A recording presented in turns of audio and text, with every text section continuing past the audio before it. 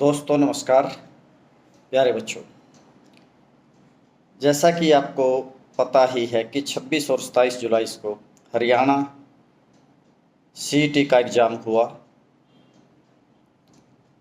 और इस एग्ज़ाम्स में जो हमारे बच्चों ने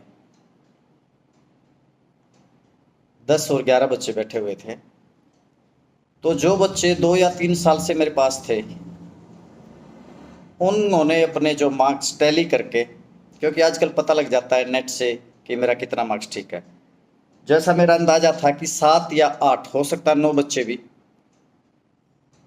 इनके 70 और 80 के बीच में मार्क्स बन रहे हैं। 70 और 80 का मतलब किसी को हो सकता है 75 हो जाए, 74 हो जाए, 76 हो जाए, 77 हो जाए।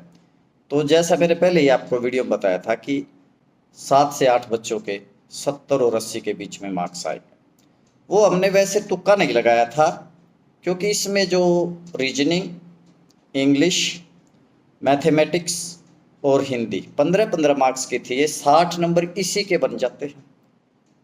और ये कोई भी एग्जाम हो, ये जो सब्जेक्ट है सभी में आते हैं। तो इनका हम डेली प्रैक्टिस करते थे 2 या 3 साल से डेली। तो ये बच्चों ने आराम से इसमें 60 में से मेरे को लग रहा है कि 53 से 56-57 तक का स्कोर, 52-53 से 56-57 का स्कोर इनमें इसी में मिल गया होगा। बाकी जो 25 नंबर के हरियाणा जीके थी उनको हमने नक्शे से मैं जो है हर जिले वार कराया हुआ था कि 25 में से आराम से 15-16 नंबर ठीक आएंगे। और जो 15 मार्क्स का था, जो सामान्य जो था ज्ञान था, उसमें से 5 या 7 नंबर। तो इस तरह से हमारा जो अंदाजे के अनुसार 70 और 80 के बीच में 8 या 9 बच्चों के मार्क्स उन्होंने मेरे को, सभी बच्चों से मैंने रिपोर्ट भी ले ली है और सभी का मेरे जो मैंने एक्सपेक्टेशन थी उसी के अनुसार सभी के मार्क्स आए। और ये हमने कोई ये नहीं भाई कि वैसे एक एंटिसिपेशन किया हुआ, ये डेली बच्चे प्रैक्टिस सेट लगाते थे। हमारे पास आने का सिर्फ एक ही फायदा है, जो बच्चे घर पे रूटीन नहीं बना सकते उनका यहाँ पे चाहे मैं दबाव से कराऊं, अपने सामने प्रैक्टिस सेट लगवाता हूं और एक एक क्वेश्चन को पोस्टमार्टम करते हैं। एक एक क्वेश्चन का पोस्टमार्टम करते हैं। पोस्टमार्टम का मतलब है उस क्वेश्चन के कितने एस्पेक्ट्स हैं, वो कितनी तरह से घूम के आ सकता है। हर सिचुएशन से गुजार दिया जाता बच्चे को, और कैसे प्रेशर झेलना है, कैसे प्रेशर झेलना है, प्रेशर को कैसे डील करना है, कि जो क्वेश्चन नहीं आता उसको भी कैसे कैलकुलेटेड रिस्क लेके ठीक करना है। और क्वेश्चन, कई क्वेश्चन ऐसे होते हैं जिसको क्वेश्चन पढ़ने की जरूरत ही नहीं है, उत्तर कैसे ठीक करना है। ये सारी चीज़ें तब बताई जाती है जब बच्चे ने 2 या 3 साल हमारे पास लगाया है। जो बच्चे हवा में आते हैं, हथेली पे सरसों जमाना चाहते हैं, घोड़े पे बैठ के आते हैं, उन्होंने सोचा 2 या 3 महीने में हो जाए, ऐसे कैसे हो जाएगा भाई? आया नहीं समझ में? जो बच्चे 2 या 3 साल में डेली वैसा ही काम कर रहे हैं कि जैसा वहां पे आएगा, तो उनके लिए तो ईजी है। फिर उनको ये थोड़ा कि मेरे को पेपर देना, वो तो डेली काम कर रहे हैं वैसे।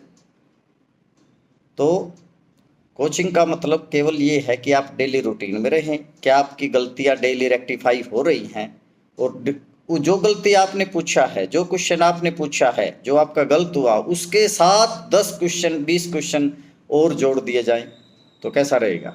तो रिजल्ट कहाँ जाएगा? पेपर करने की टेक्निक, 100 में से 80 क्वेश्चन कैसे निकालें, तो ये सारी बातें क्या है, टाइम देना पड़ता है। अब कुछ बच्चे ऐसे थे जिनको कुछ भी नहीं आता था, इंग्लिश में 0, मैथमेटिक्स में 0, आज वो मैथमेटिक्स में से 25 में से 21-22। कई बच्चे तो इंग्लिश में 24-25, 25 के 25 करते हैं, रीजनिंग 25 के 25 करते हैं। उस दिन मैंने बताया भी था जतिन। अब ये जो बच्चों ने सीईटी का एग्जाम दिया है, जिनके 70 या 780 के बीच में आए, उन्होंने, उनके लिए 50% काम ऑलरेडी हो चुका है CHSL का। जिन्होंने CGL देना है, बैंक के एग्जाम देने हैं, MTS देना है, SSC ही CPO देना है, स्टेनोग्राफर वही एग्जाम है से, वहाँ पे इंग्लिश के जैसे ज़्यादा हो जाएंगे mark.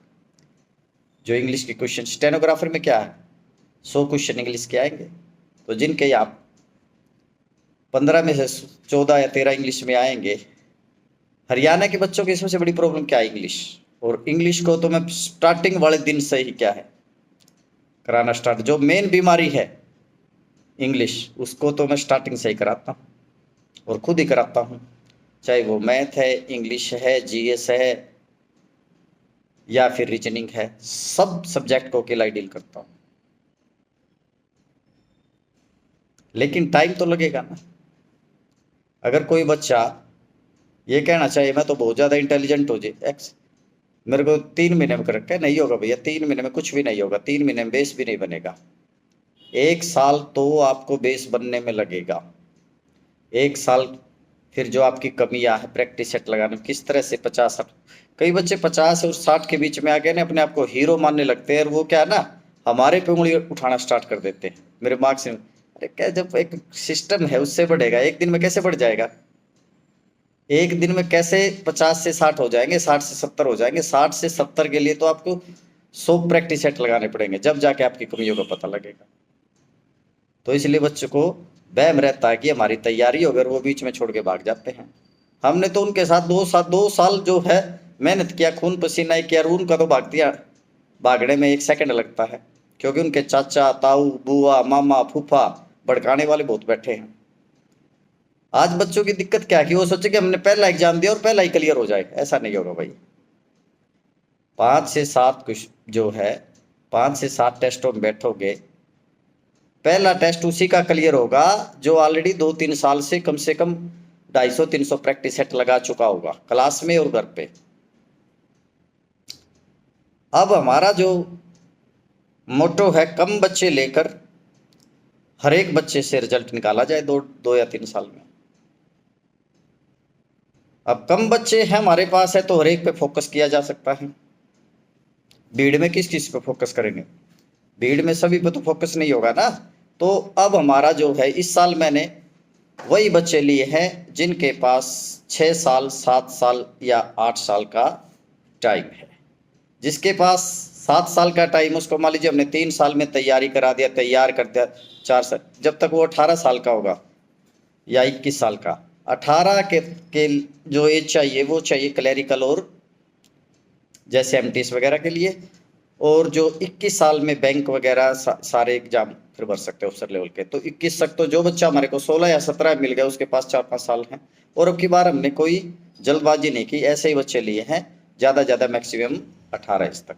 First year second year final वालों को तो हमने बिल्कुल अवॉइड किया है, क्योंकि वो घोड़े पे बैठ के आते हैं और उनको भड़काने वाले बहुत बैठे रहते हैं।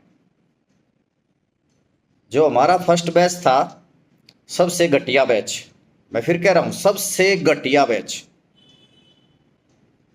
क्योंकि वो पॉलिटिक्स ज़्यादा करते थे, पॉलिटिक्सबाजी ज़्यादा करते थे, एक दूसरे को उंगली लगाते थे। आए क्या समझ में? उसने खुद तो करना नहीं, आप तो खुद करना नहीं ना, दूसरों को करने देना, उनको भड़काना। हमारे पास गोहाना से इकट्ठे 5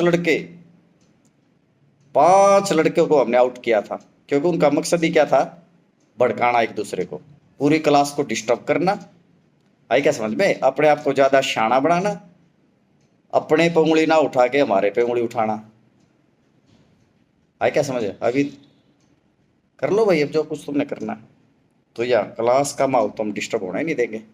आगे तो हम बिल्कुल ही लिमिटेड बच्चे, केवल 5 या 7 बच्चे, वो हमें जो पहले वाले बच्चे हैं, या इतना हमारा रेपुटेशन हो चुका है, ये 5-7 बच्चे अब आराम से। इस साल जो बच्चे आए हमने किसी से भी उम्मीद नहीं, हमें सोचा भी नहीं था वो बच्चे आएंगे। जो हमारे हमने इस साल जो बच्चे आए हमने सोचा भी नहीं था ये बच्चे हमारे पास आएंगे। ऐसे इस तरह से बच्चे, क्योंकि हमारा जो काम करने का जो प्रोजेक्ट है, ये स्ट्रीम है, हमें ज़्यादा इंटेलिजेंट बच्चों की जरूरत नहीं है। हमें ऐसे बच्चे नहीं चाहिए जिनके क्लास में 90%, 95%, 99, हमें नहीं चाहिए भाई। हमें ऐसा बच्चा चाहिए जिसमें पेशेंस है, काम करने की लगन है, डेली क्वेश्चन पूछे। आई क्या समझा?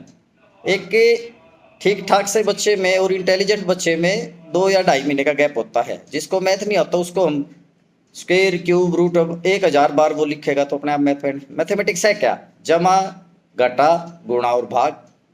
इंग्लिश में क्या है? Noun pronoun adjective adverb verb interjection conjunction, inter, ये समझ में आ गई, इंग्लिश आ जाएगी समझ में, लेकिन क्या है इसके प्रैक्टिस तो करनी है ना, प्रैक्टिस तो करना है ना।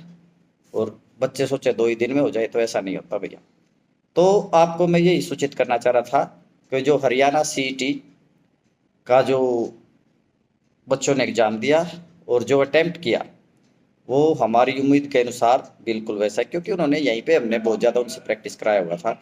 और इस सारी तैयारी का उनको CHSL में आने वाले एग्जाम में 50% हेल्प मिलेगा।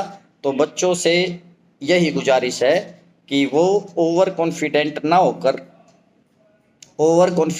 होकर बिल्कुल भूखे जोश के साथ ऐसा लगाओ कि आज से ही हम तैयारी कर रहे हैं, अपनी पिछली तैयारी को सारा भूलते हुए एक नए जोश के साथ CHSL में हमारे कम से कम CHSL में इस हरियाणा सीईटी में हमारे कम से कम 8 या 9 बच्चे नहीं बैठ पाए। एक गुड़िया का नाम लूँगा मैं, जो गरिमा अगर देती तो वो भी 2-2.5 साल, वो उसके कम से कम 75 मार्क्स आने थे, लेकिन अनलक के लिए उसका फार्म नहीं अप्लाई हो पाया।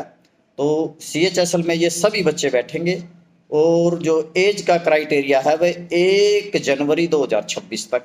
तो मुझे उम्मीद है कि CHSL में 5 और 10 के बीच में मेरे रिजल्ट मिल जाएंगे। थैंक यू वेरी मच, बहुत बहुत धन्यवाद। पेरेंट्स से हमारा एक ही गुजारिश है कि जब आपका बच्चा आनाकानी करने लगे, ओवर कॉन्फिडेंट लगे, उसकी बात ना मान तो एक बार मेरे से मिलवाए, क्योंकि जैसे उसको 20 या 30% आने लगता है वो हीरो हो जाता है और वही उसकी बर्बादी का कारण है। कॉम्पिटिटिव एग्जाम्स कुछ भी नहीं है, केवल प्रैक्टिस का खेल है। लेकिन प्रैक्टिस कब? जब आपका तैयारी हो जाए, फिर आपने भूखे होके तैयारी करना है। Stay hungry stay foolish, stay hungry stay foolish. यदि आपने इस मोटो पे काम किया तो आपको कामयाब होने से कोई नहीं रोक सकता। और ये जो मैं बातें बता रहा हूँ सारी, ये हमारे सर, मैं बार बार रिपीट करता हूँ, रंगा सर हमारे को आज से 1996-97 में यही, जब मैं उनसे कोचिंग लेता था वही मैं ये सारी बातें वही बताते थे। मैं भी वही वर्ड बोल रहा हूँ जो सर बताते हैं। प्रोसीजर वही है जो आज से 20 साल 25 साल पहले। टाइम मैनेजमेंट, कॉम्पिटिटिव एग्जाम्स केवल टाइम मैनेजमेंट का गेम है। टाइम मैनेजमेंट जिसका नहीं है वो चाहे दिन रात तैयारी कर ले, सिलेक्शन नहीं होगा, सिलेक्शन नहीं होगा। अगर उसका टाइम मैनेजमेंट के लिए आपको डेली तपस्या करनी है, डेली तपस्या करनी है, तो इसमें जो रिश्तेदार हैं, जो जान पहचान वाले कैंडिडेट है, उसका हम क्या करें? जान पहचान से काम थोड़ा चलेगा, तपस्या करनी पड़ेगी। हमारी ओर उंगली करने की बजाय अपनी ओर उंगली करनी पड़ेगी। कुछ बच्चे ऐसे थे, अपनी तो कमियां उनको दिखती नहीं थी, बोले उसका एक ही इलाज था, दूसरे पे उंगली टेक दो। उनको जो +2 के मार्क्स थे 90%, 95%, 98%, वो उनको दुखी कर रहे थे। वो उनको ये लग रहा था हम तो बहुत ज़्यादा इंटेलिजेंट है, लेकिन उनको आता है ABC नहीं था। कुछ बच्चे ऐसे थे जो ले रहे साइंस साइड थे, लेकिन इंग्लिश का ABC नहीं आता था, स्पेलिंग नहीं आती थी, वर्ब नहीं आती थी। ठीक है ना? तो बच्चों से गुजारिश है जो हमारे पास अभी टिके हुए हैं, ओवर कॉन्फिडेंट ना होते हुए बिल्कुल जो सोचो आज से ही पूरे जुनून के साथ CHSL में हमारे कम से कम 20 के करीब बच्चे बैठेंगे, तो उनमें से हमें 5 और 10 के बीच में रिजल्ट चाहिए। हाँ, 2 बच्चों का और मैं कहना चाहूँगा, एक ललित अभी आया है, ललित और एक शुभम खासा, इन्होंने अच्छा किया है। इनके मार्क्स आएंगे 55 से 65 के बीच में, लेकिन इनको अभी इतना टाइम नहीं हुआ था। ललित को मैं खासकर कहना चाहूँगा, बहुत ही अच्छा बच्चा है, अगले CET में तुम्हारे 80 मार्क्स बन जाएंगे, 80 मार्क्स ललित का। ठीक है ना, उसकी लगन को देखते हुए। तो दोस्तों, इन्हीं बातों के साथ आपको मैंने लेखा जोखा दिया है। बाकी जब रिजल्ट आएगा फिर मैं एक एक कैंडिडेट के कितने उसके मार्क्स आए हैं, जो हमारे अनुमान के अनुसार नाम के साथ में आपको ये सारी डिटेल दूंगा। थैंक यू वेरी मच, बहुत बहुत धन्यवाद। जय श्री श्याम। ये सारी श्याम की कृपा है, वही पढ़ा रहा है, सब कुछ अरेंजमेंट उन्हीं का है, हम तो केवल एक मीडियम है। थैंक यू वेरी मच, बहुत बहुत धन्यवाद।